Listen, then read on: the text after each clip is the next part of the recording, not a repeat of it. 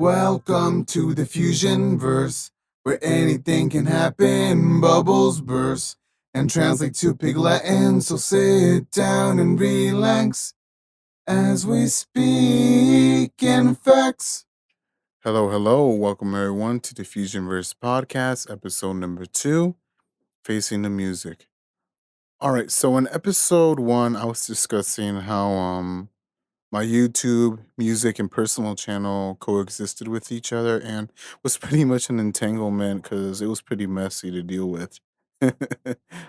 And I decided for today's episode, I'll just be focusing on music because music, what basically got me focusing more into like the business aspect of things.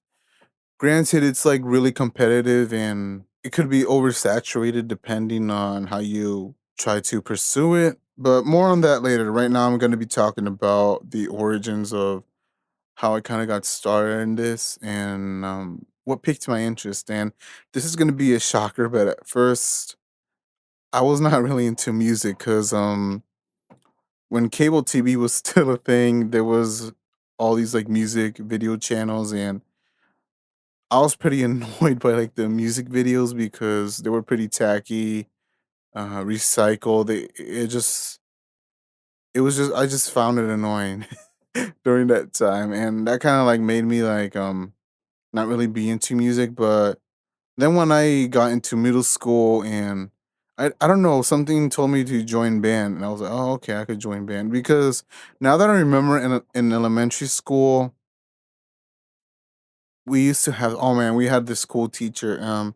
He kind of was like those like free for all teachers that kind of let you like just play around with the instruments. And I remember we would just be messing the keyboards and it was just fun. He was showing us the violins and we saw videos as well. It was just like something that kind of like made me more amused with music. But then there was like this more strict teacher and oh my god, it was like dear Lord, it was kind of hard to enjoy music because she kind of went more militant with it, if that makes any sense. And that kind of was a turn off. Even when we would do like school choir, concerts, like the way she kind of like made it, she just was like a perfectionist, and that kind of like and there's nothing wrong with trying to perfect your craft or get the best quality as possible, but when it comes to as an obsession, that's when it becomes a problem. And I was just like thinking I could try band in middle school, maybe it could be different. And yeah, once I got into middle school, I could tell you that we were trying out like the mouthpieces and with the percussions with like the drumsticks and mallets and how you were able to perform and just testing it out. And I wanted to play saxophone first, percussion second, and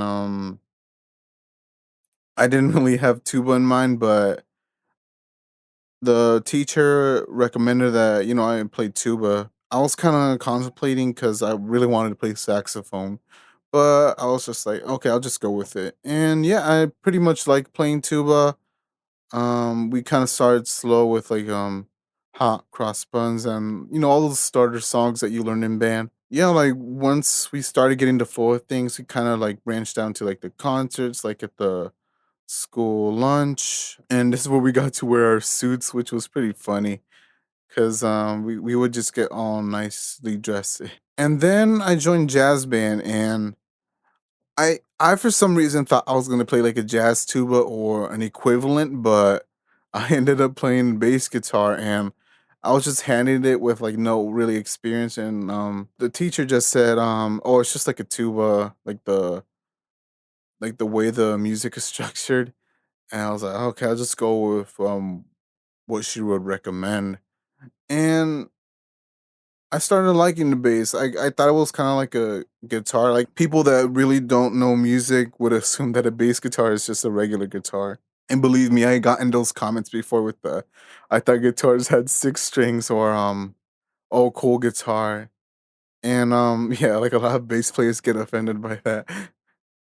And yeah, it was pretty much what got me like trying to like learn more bass.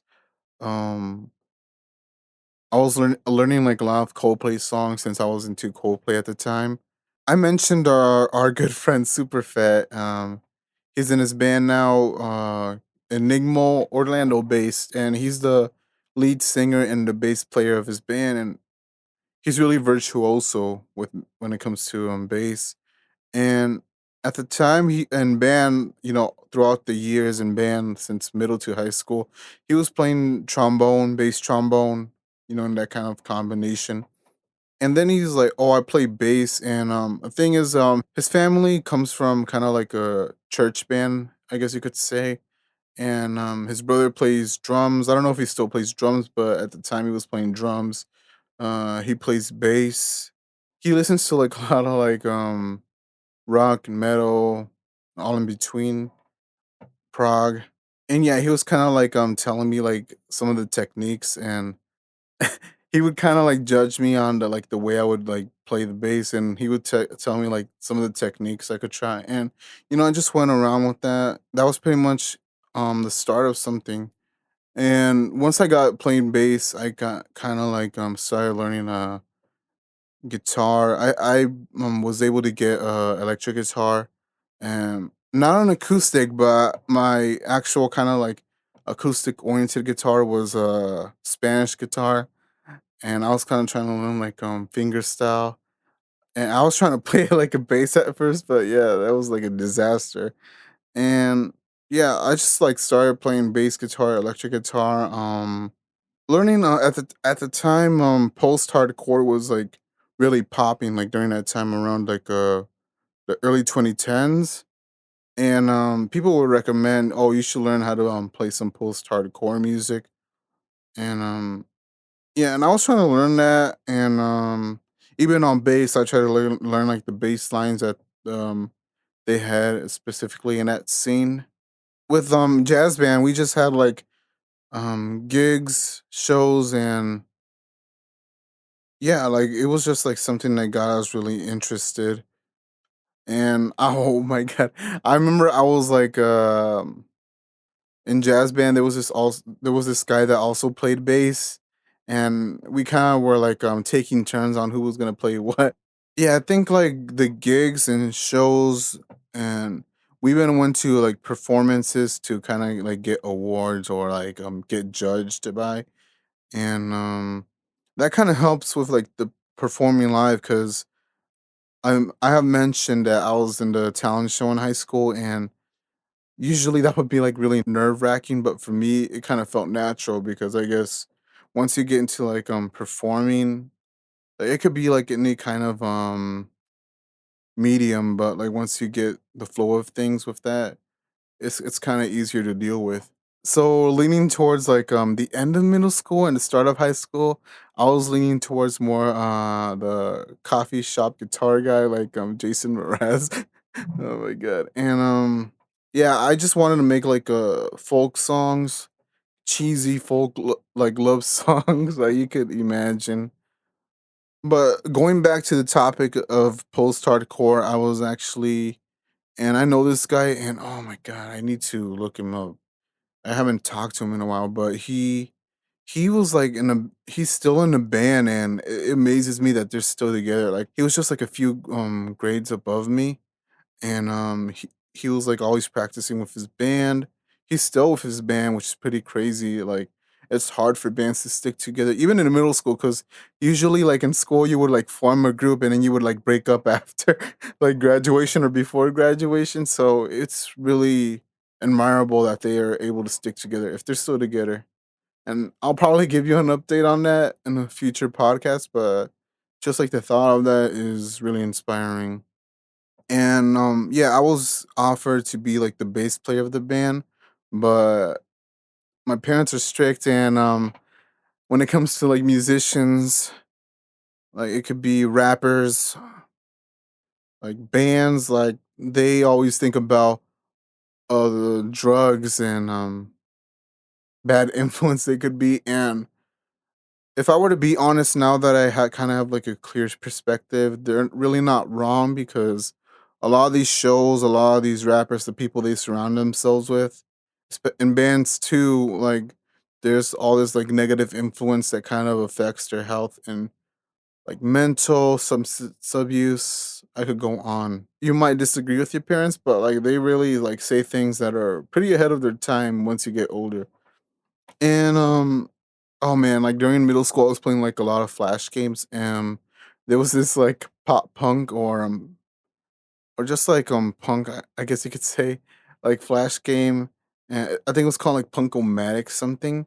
And yeah, like I said it in episode one that it taught me like power chords, like kind of how you would structure like the styles and kind of keep it minimal. Pretty much what I was learning throughout middle school. And this was kind of like a predecessor to like the sequencers that I would later use, as I mentioned in episode one with like FL Studio. I used Ableton sometimes, and yeah, it kind of was like an introduction to all that. Okay, now we're gonna be transitioning to high school.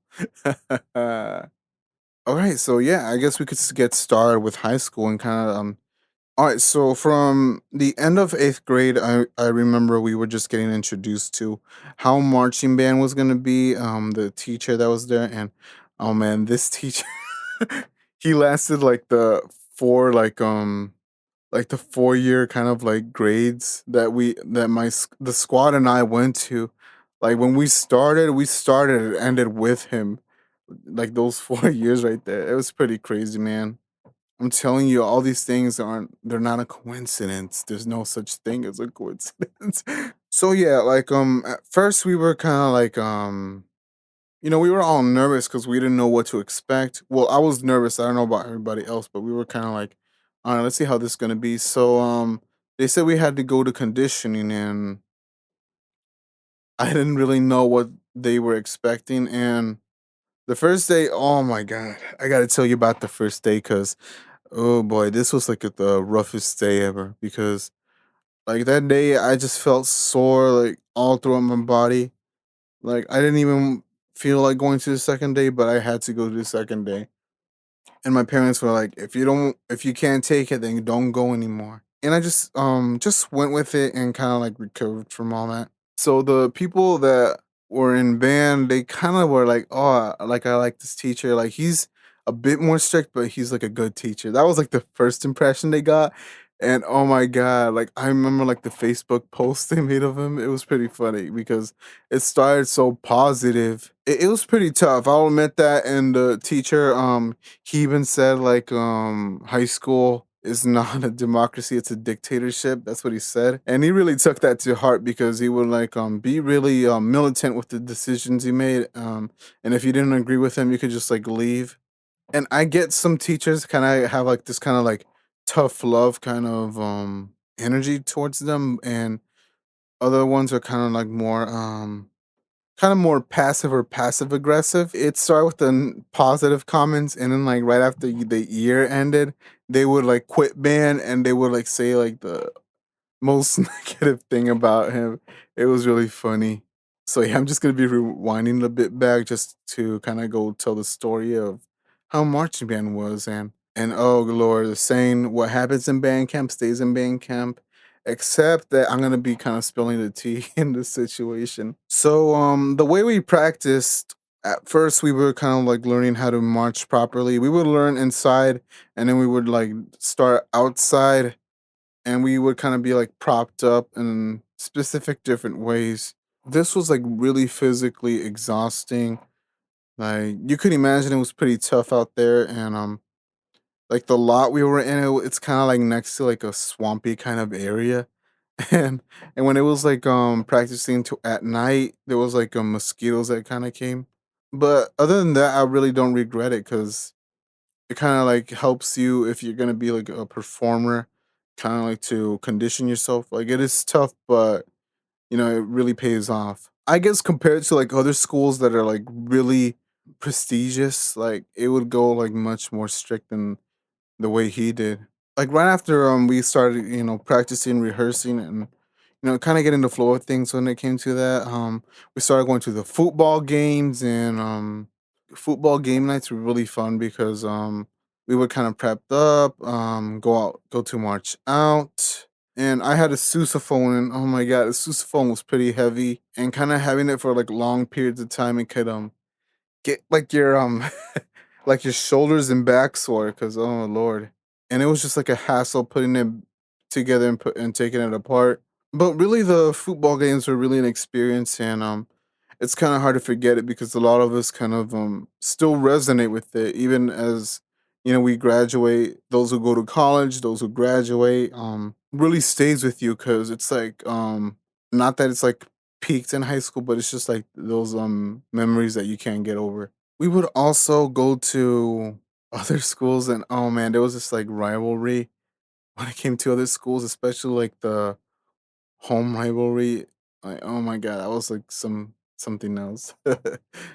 And I mentioned it, the band bus. Oh man, the band bus was always fun because we would always just have like the most random conversations. Like we could like have a podcast on that bus and it would go to the top. Man, just thinking about now, it just brings up wild times. We would also have freestyles, as I mentioned. Somebody would like kind of make the beat with like the hands and like foot stomps, and we would just like rap like the most random things that we could think of. And then we started like recording like I said in episode 1 on my phone, like just like these parody tracks, comedy songs that we were working on.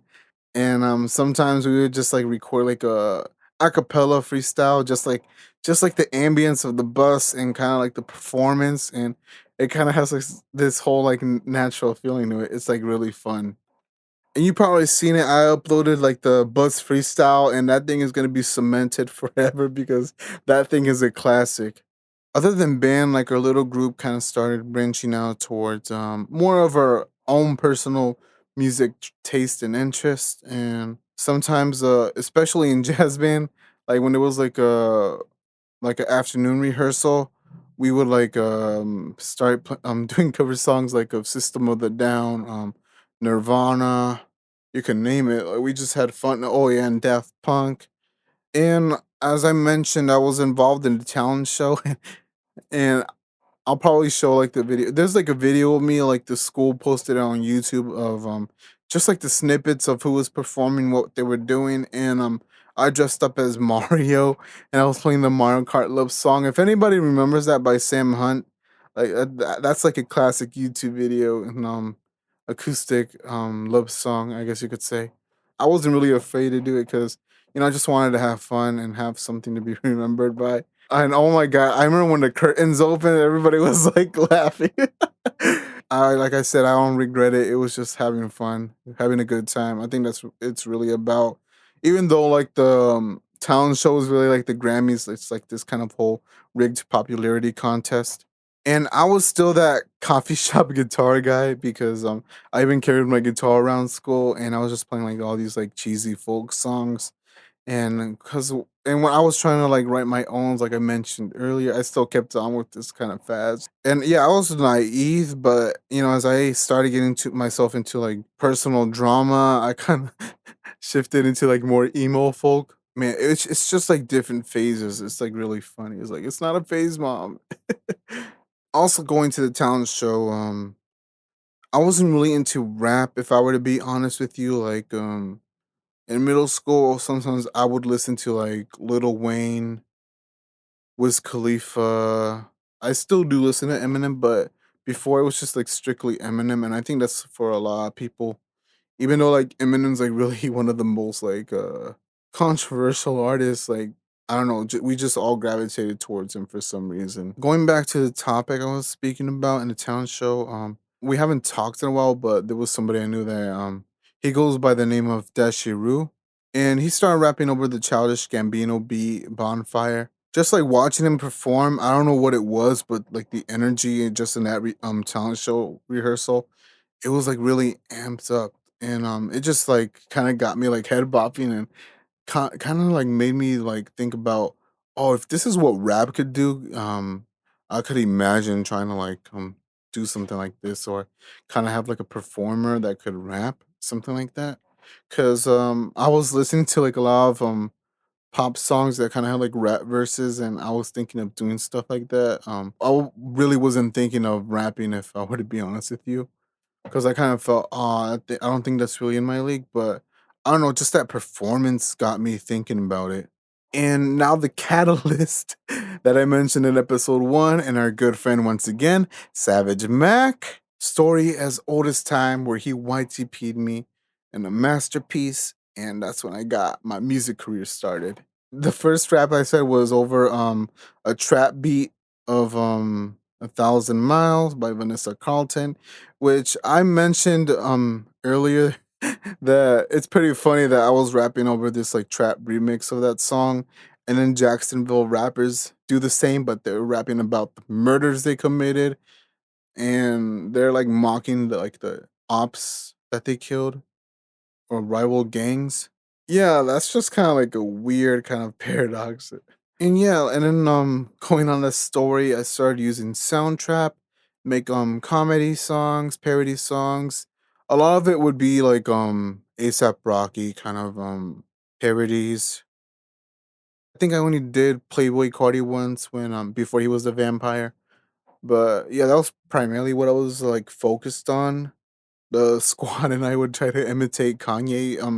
When Life of Pablo came, like that album was a meme to us. Like we did find some sort of value in it, and we like were trying just to like meme it and kind of make it like our own thing, which is pretty funny and interesting at the time. And yeah, like I said, once Savage Man graduated and I had summer break right before our band camp, I was just like on Soundtrap that whole kind of summer break that I had. And I was just like recording, like finding all these beats to rap over. And at the time my laptop was not really the best, and my internet wasn't really the best either, and like the microphone wasn't really the best, but I just made it work. It just gives you to hustle more. Like even though my equipment is upgraded now, it kind of feels like surreal. Like how before, like it kind of made you work harder. Now when you got things more easier, you kind of like it kind of feels more of a leisure now. And right around this time, I was trying out like the auto tune, and I was showing that in Instagram. And I remember this guy just commented Overlord, and this is how I met Overlord. And he was just like, "Oh, we should work together." And yeah, that's how that partnership started. And man, like I said, it's been a long time already now. I can't believe it. I believe I said like 7 years. That's still like a milestone to think about. Right around this summer break, I just started making like these amateur tracks, and I was working with Overlord on these songs, and it would be on his end that he would release these songs. It was just like features of us, production by us, and kind of like learning all that stuff. And during this time, I would just like make songs with my friends, like the comedy ones. And when it was just me like rapping, I would sample them, or I would sample a meme that we were like watching at the time. And yeah, it was just like I said at the time, I was just like more quantity over quality, and I was just like pumping out all this like mess. And as I mentioned in episode one as well, I kind of got burned out, and my friends kind of got sick of it that I was like pumping way too much songs. And then I took a break on that.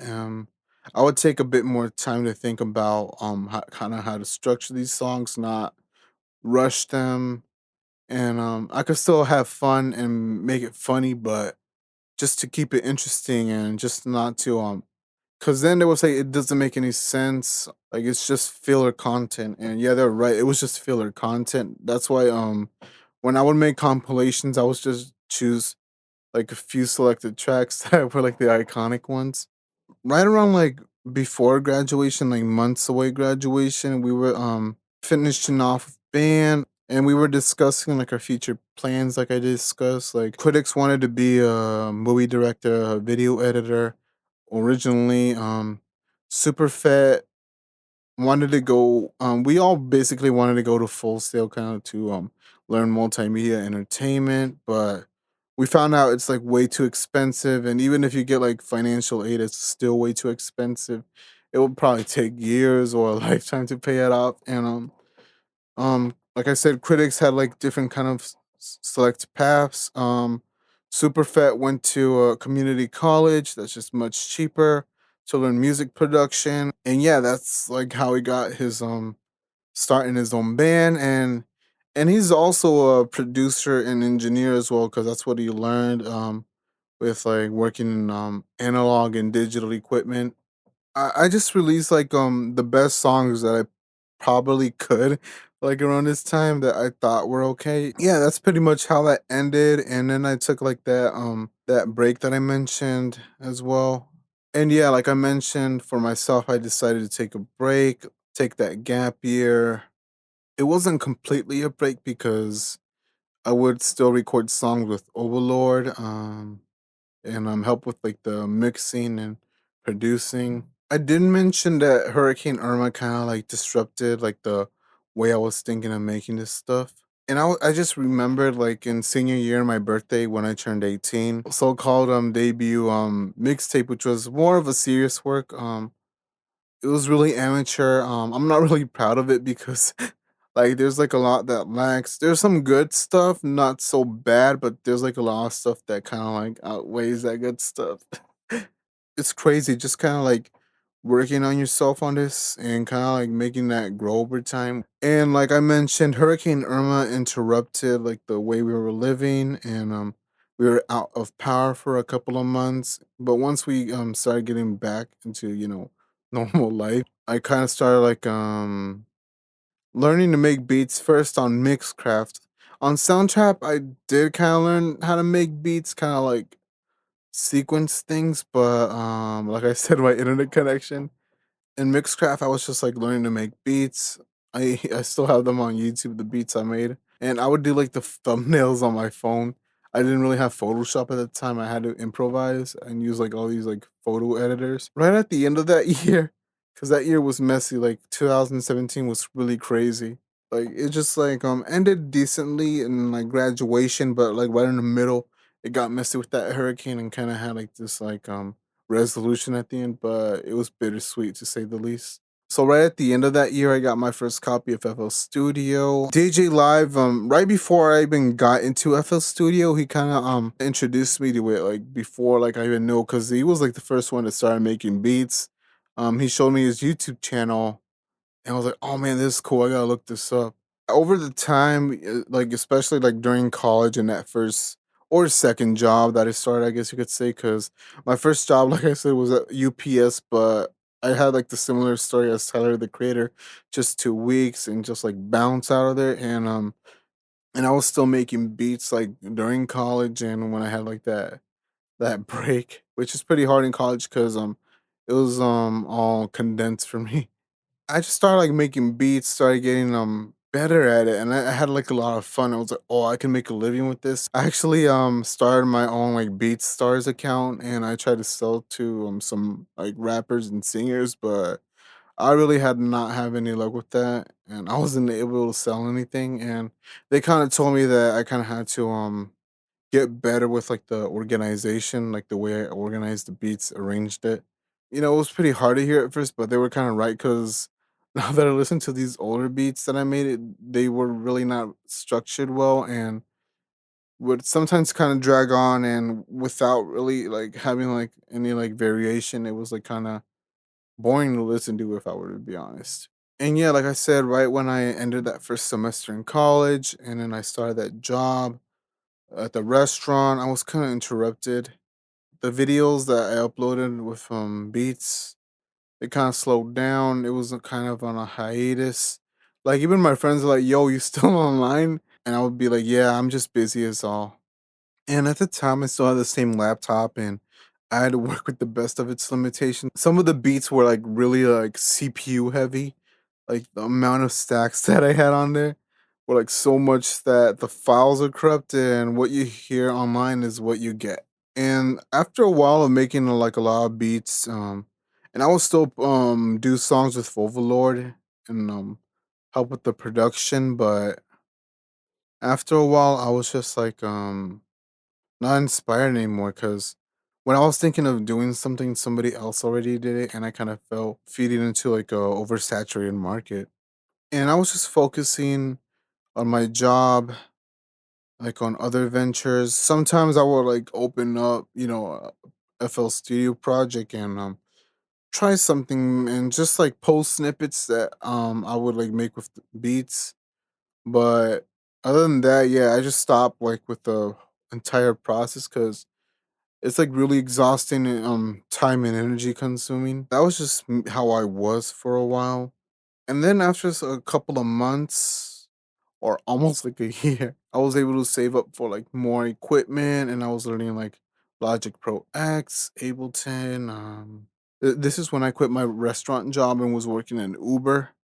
And Uber's pretty flexible and this kind of helped work more like on music productions and I would start making beats with the constructive criticism that I was given and kind of like organize it, arrange it better. It was more quality over quantity now. Like I kind of like I'll admit this, I kind of grew like kind of distant with Overlord at the time. And he was like focusing on his stuff and I was just focusing like on like making beats on occasionally just kind of like kind of get grounded with my family since Irma kind of impacted us. It still has some lingering effects today. It was pretty much kind of like this more lighthearted mood to this kind of more like, oh, like it's really serious. Like I kind of wish I could like pursue this fully, but like I already see like the risk that came and I've already experienced the risk when it comes to like music business. I know like a lot of people, especially like in the music scenes like Nashville, LA, New York, they gotta take like these part-time jobs or like get some sort of hustle just to pay the bills or save money. And that's kind of what I'm kind of like experiencing, but I kind of want to dedicate more into like not just as a passion project, but more into branching out into a serious business. And at the time, I was just like, I think I should just like focus like on the job that I have and saving money, going back to school. And I was still thinking at the time, and I just like stopped with music. I was almost silenced for like a lot of months or almost a year as well. I wasn't like really talking to anybody. And then Overlord just messages me one day and he tells me, "Yo, you gotta get on this new song." And I was just like, "Okay." This is when my passion started coming back again because I kind of miss how fun and it feels like like I was doing something productive and something that I really want to work on. And I was just like, okay, I got to get back into making beats. Recording songs, like right now I'm recording like a lot of songs, but this time it's done more professionally. Really happy about that because it kind of shows the growth that I had from being amateur to taking this like really seriously and like trying to make it like literally a living that I want to do since that was really hard in the past. But right now, we kind of have more outlets. We just got to plan ourselves on that. And I also started making beats for Overlord and I would send it to him. I would be on some of the features on his projects as well and unreleased, I guess you could say. He stays more on the quantity kind of aspect of music.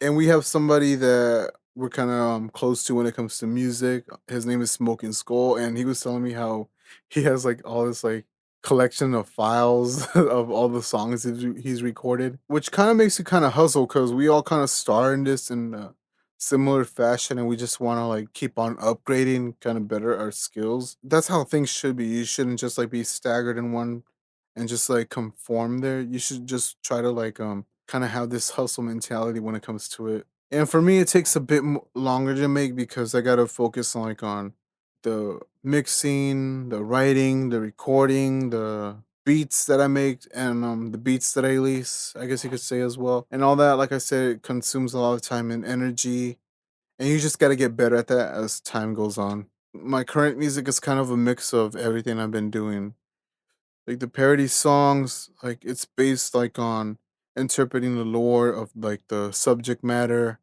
content we're like discussing.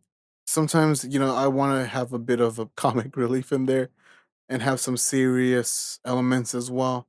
So I guess I'm on the right direction when it comes to that because you don't want to make it feel like a chore. You kind of want to have fun with it, but at the same time, kind of deliver the quality aspect to it. So yeah, I think I'll end it there. And yeah, now I'm just focused on that. I've been learning how to DJ. I have my equipment now. I just gotta take the time to learn how to do like a set. I want to perform to like if I were to book, I would be able to kind of arrange something with somebody, and it would be great practice to try as well. That's what my current ambitions are right now. You gotta be consistent with it as well. That's I learned that the hard way because once you drop on that consistency, it's kind of harder for you to get back up unless you got like a solid fan base that could wait for you. That's pretty much where I'll end with this podcast. I just wanted to elaborate more on my music experience as it's been a thrill and we're still not done yet. So it's really amazing to see how far I've come and those who have been around me as well. And we'll just see where it goes from here. You just listen to the Fusionverse, where everything just happened, better or worse. Don't lose compassion, we're right on track. You'll always be welcomed back.